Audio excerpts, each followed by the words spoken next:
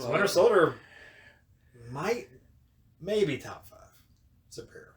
Maybe not. I don't know. I'm thinking just it's definitely I think it's my favorite MCU film. MCU, yeah. Easy.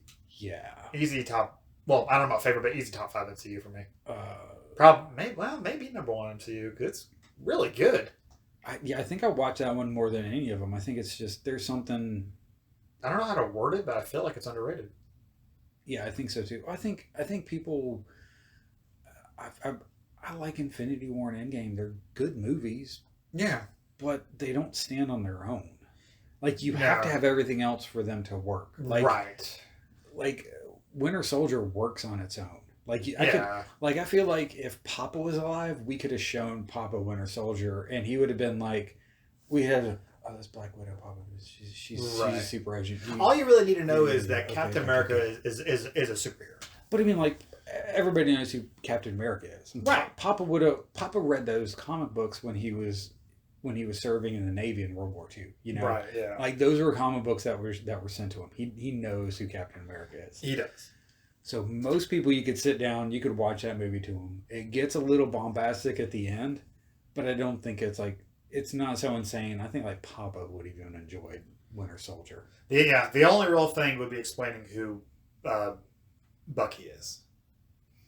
But the movie does that. It does. The movie does that because the comic had to also, because Bucky had died like. Did they not leave 70 years in the future? Right, but didn't they leave some for you just to be like, yeah, you remember Captain America?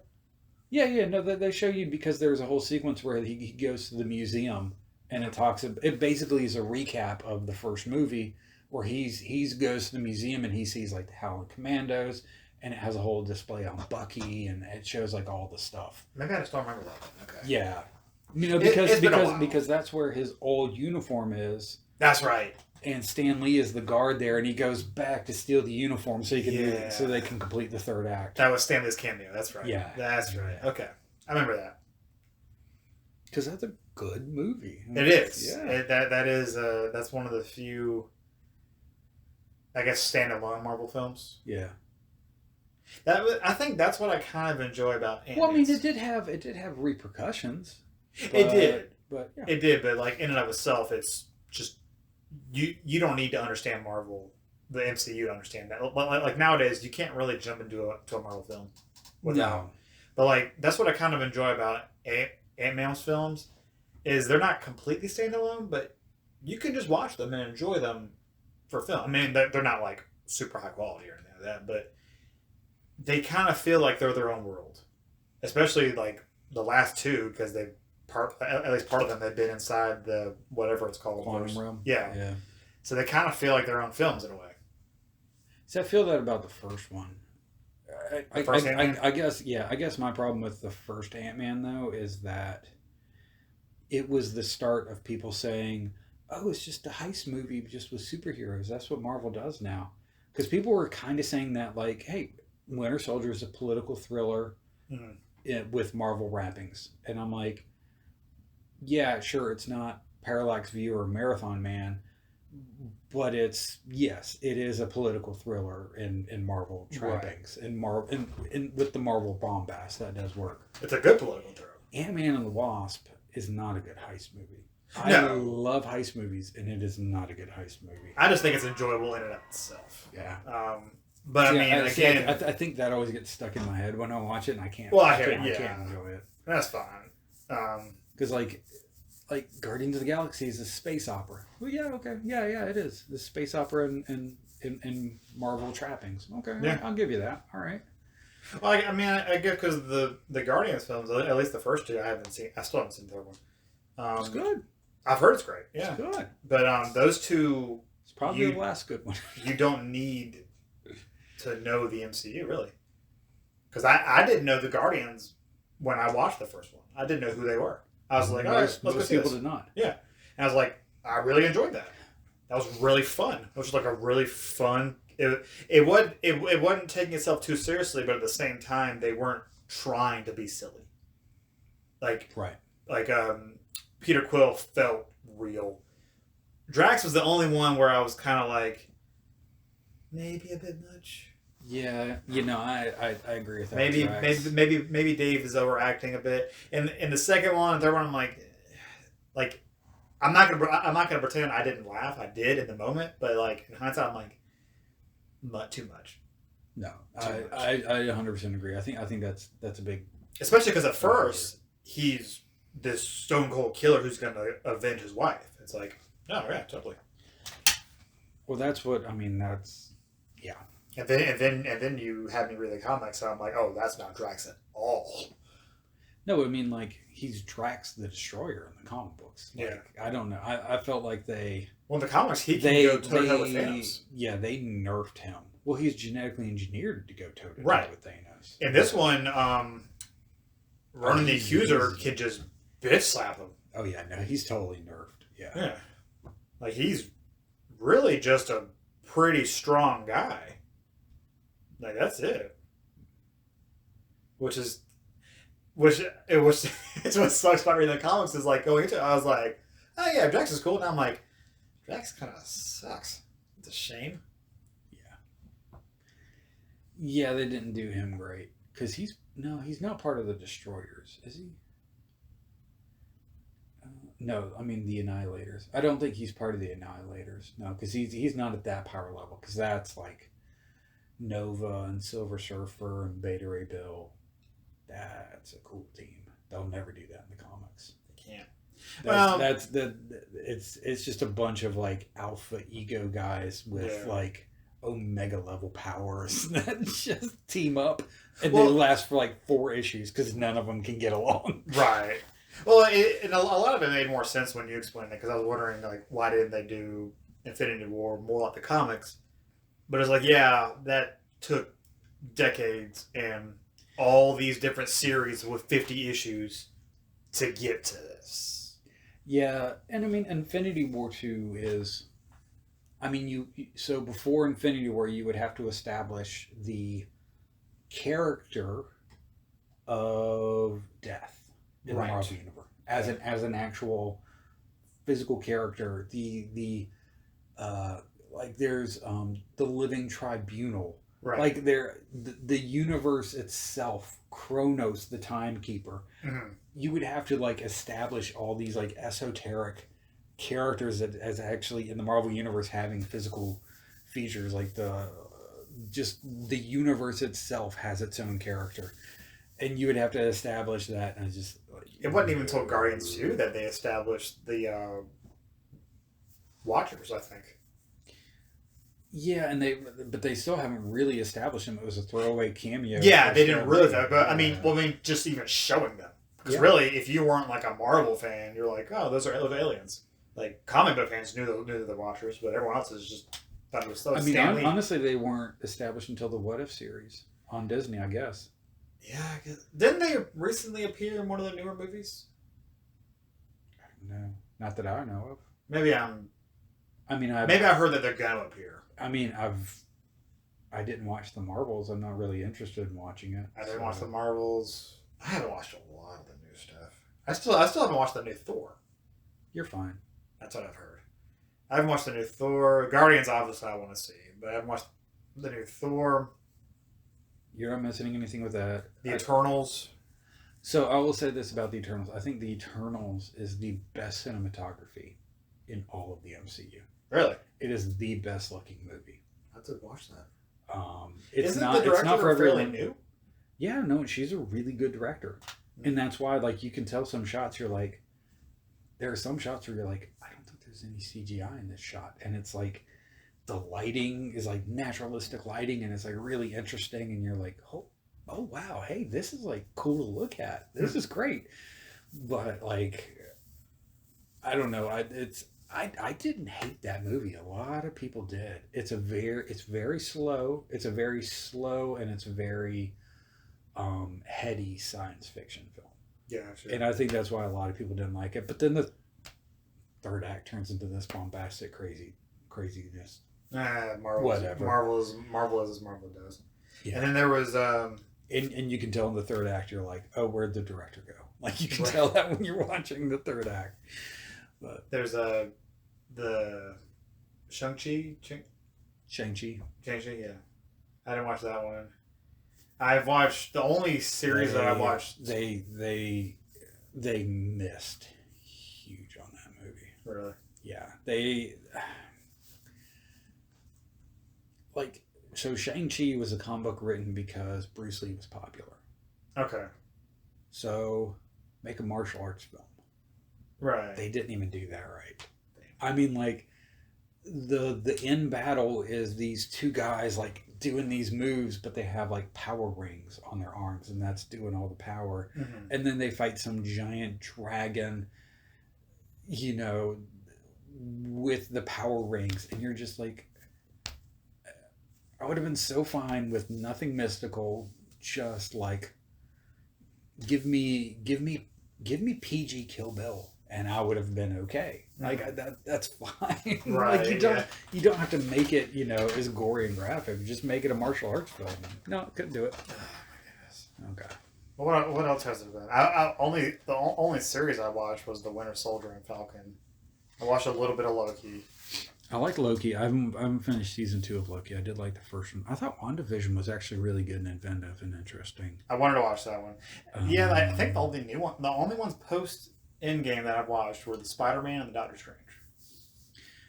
Those are the only ones that I watched. Spider-Man was good. The Doctor Strange one was fine. Yeah. That's pretty much what I thought. I had to rewatch it because I fell asleep the first time I watched it. It felt like they don't know what to do with him. They don't. And then they felt like they were doing a lot just to kind of. It kind of seemed like they got past Endgame and they're like, "Oh, we gotta keep going." I think that was when I wondered if they didn't know what else to do now that Thanos was gone. No, I think that was a good call at that point in time. What I would love is for them to kind of bring it back to Earth and keep it more with like the heroes who are heroes, but like more on like an Earth level, and do Kingpin. I would love to see him as like a big Marvel baddie. Well, I mean, that's the Echo series that's going on right now. Yeah, but I mean, even on like a movie level. Yeah. Well, I think they're bringing him back. Apparently, they're doing the Born Again for Daredevil. They're doing that. It's going to be a big mini-series. Like, I'm cool with that. They're bringing back John Bernthal. I've heard rumors of that as Punisher for that series. So, yeah, I'm trying to think. I haven't watched any Echo. I don't really care. I may watch that again. Like it really irritated me because they were so proud of having, like we were talking about, the check marks. Right. Choctaw. Oh, we dubbed everything over in the Choctaw language, so you can watch it dubbed in Choctaw because the main character apparently has Choctaw heritage. Okay. Like, it's the same crap when. Are you gonna donate any of the proceeds to them? No. Right. Yeah. But it was the same thing. Like when I first heard. Did you watch the movie Prey that came out a year or two ago? The Predator prequel. No, but I know exactly what you're talking about. Right. So whenever that movie was coming out, they were like, "Hey, it's all going to be," and I can't remember what the language was, but it was going to be like a Native American language. That's what the movie's going to be in. Because the main actress. Well, all the characters that speak in it, there's a few French people, and then everybody else is this tribe of Native Americans. Okay. And I was like, that's awesome. That's so cool. It turns out they're like, no, we just got some people to dub it. It's actually in English, of course. Crap. Yeah. And I'm like, that was like your chance to actually like do something meaningful. Right. And not just do a check mark. Take a stand, take a chance, and actually make something diverse and woke. Make it art, Right. Like, now you're just like check boxing it, like. Well, that's what Marvel is doing, because the main character is deaf, so they had to hire a deaf actress, and then the main character is supposed to be Native American, so they hired a Native American actress. And, right. I mean, like, both of those things are fine. I mean, that's great, but yeah. Well, I'm sure the Marvels is just basic generic girl power. 9-to-5 feminism kind of stuff. Mm-hmm. Nothing groundbreaking. Nothing that's actually going to push the envelope. And I'm sure it did because I haven't heard a thing about that movie. It's been out for a couple months now, right? Yeah, in fact, I don't even think people were arguing that it was woke. It just completely fell off. Yeah, actually, you're right. It was just that there's girls in it. That's what was stupid. It completely fell off the radar because it was like nobody cares about any of these characters. Yeah. People hate Brie Larson, and granted, Brie Larson's not making herself likable. I get that. The other characters I know nothing about. I don't have a reason to dislike them. We'll see, like Spectrum. That's the black woman in the movie. She was in WandaVision. I think she was in another show. I can't remember. Oh, she was in. Well, what was else? She was in something else. I can't remember what else she was in. But when I was a kid growing up, that character Monica Rambeau was Captain Marvel. That was she. She had the moniker of Captain Marvel. Okay. So to me, you're making a Captain Marvel movie, but you're having the third person to have the moniker get the Captain America moniker, while the second moniker, or the second person to have the moniker, you're giving her a different name. You're not giving her Captain Marvel. Gotcha. And that was the one I grew up with. That was the one I liked. She was like leader of the X-Men, or leader of the Avengers when I was reading the books in the 80s. So. Do I remember correctly that the Captain Marvel that fought Thanos in the comics was a guy?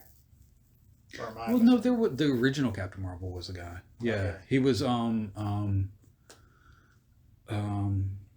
Norval, I think. I think it was the character that they had Jude Law play and as the bad guy in the Captain Marvel movie. Oh, his real name was like Marval, and so they called him Marvel. That's why I got the name Captain Marvel. The guy, okay, her boss initially when they were that team. Yeah, I think so. I think his actual name was the character of the first Captain Marvel. Interesting. Because the first Captain Marvel was Kree, so yeah, that would work out. Right. But. What was the big issue with the Secret Wars, by the way, the series? Because there's a lot of people who are angry about that. Secret Wars series? On Disney Plus. There's no Secret Wars series on Disney Plus. What do you mean? Yeah, there was with Secret Invasion. Oh, Secret Invasion. That's what I meant. Sorry. For me, it was just a ball drop. I mean, It was like the ball drop of basically you have a group of so the entire plot was there are some Skrulls that were working with Nick Fury, and they have kind of infiltrated society, but they're working for the good. They're working for their people to kind of get their people a home. They just want a piece of the pie of Earth. That's it.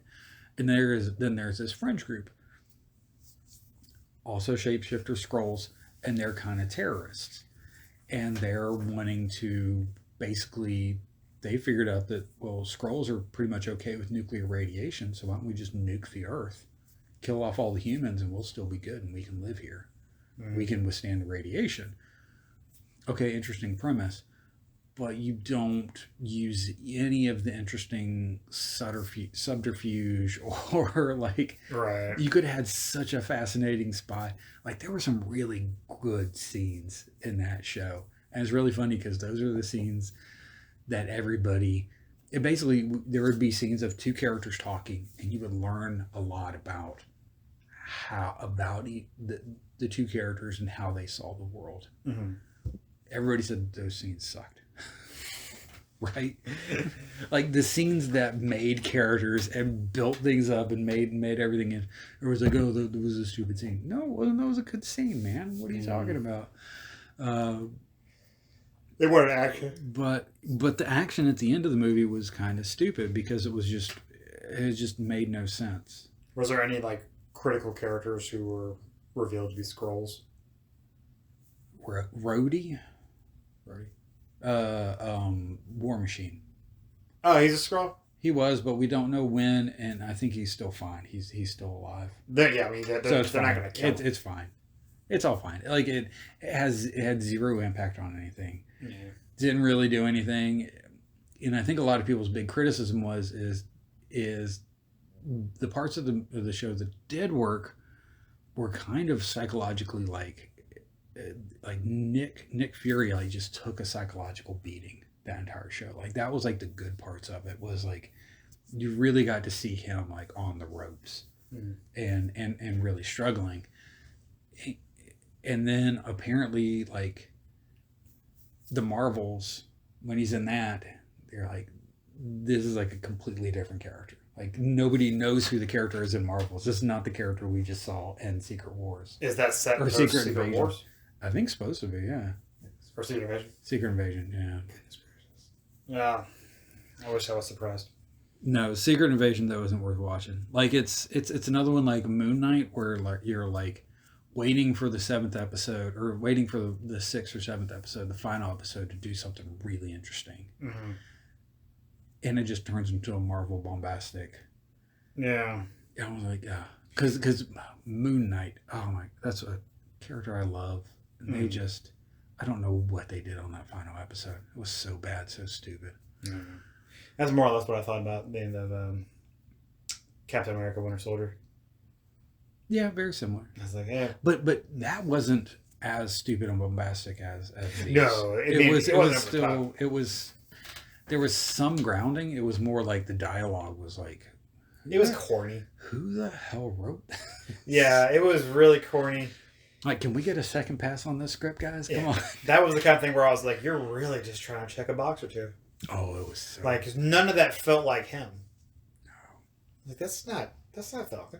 No. Falcon's not... You've got to do better. I was waiting for Slim Shady to walk up there and just start beating his ass again in a rap battle. Yeah, he, I don't know, like, I never really felt... It was like finally in that moment, he took the reins and understood what it needed to be to Captain America, and I didn't feel that tension and battle all the way through. Yeah. Like, he was kind of like, no, I deserve the shield, instead of being like, oh my God, I have the shield, whatever. I'm not Captain America. I can't be Captain America. And just like, I needed more of that turmoil and that internal conflict, and I just did not get it. And then if you had had that built up, and then all of a sudden, that's the culmination scene where he actually does accept it. And he's like, I am Captain America, and this is the kind of speech Captain America would give, would put people in their place. And cool. Okay. But nope. Yeah, well, I wish I could expect more. I don't expect anything anymore. That's why I'm pretty much done. I'm gonna give James Gunn's movies at DC a shot. Yeah. But other than that, like, I'm done with Marvel. I don't really care anymore. Are they restarting it? DC? Good. I don't know. I have a feeling the Suicide Squad, Peacemaker, and Blue Beetle movies apparently are in canon for the new universe that he's launching. But that's it. Everything else is washed. I haven't seen Blue Beetle. I didn't bother watching it either. I don't care. I knew I knew I would be hate watching it just because it's a comic book movie, and I'm like, that's just not. It feels like the kind of comic book movie you'd make back in like the early 2000s. It does. Where it's just like, hey, here's a hero, watch him. Yeah, and I'm just sitting there and like, I don't, there's too many movies I haven't watched. Like I said, I've still never watched Shane. Like, I need to watch Shane. Let's not watch Blue Beetle. Shane. The Western. I don't think I know that. It was the Western that was kind of like the main influence for the movie Logan. Oh, okay. Actually, that sounds interesting then. I want to watch that. Yeah.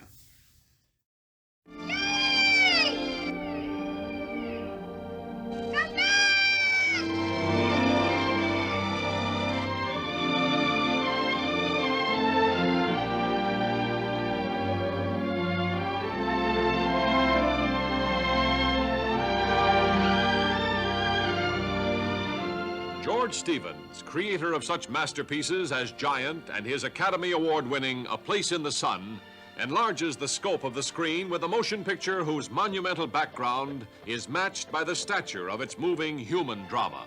Drama that began when a mysterious stranger rode in from out of nowhere to play a decisive role in the lives of these rugged pioneers. You call me Shane. Shane, who attracted the woman with his quiet strength, who fascinated the boy with the glint of his gun. We'd all be much better off if there wasn't a single gun left in this valley.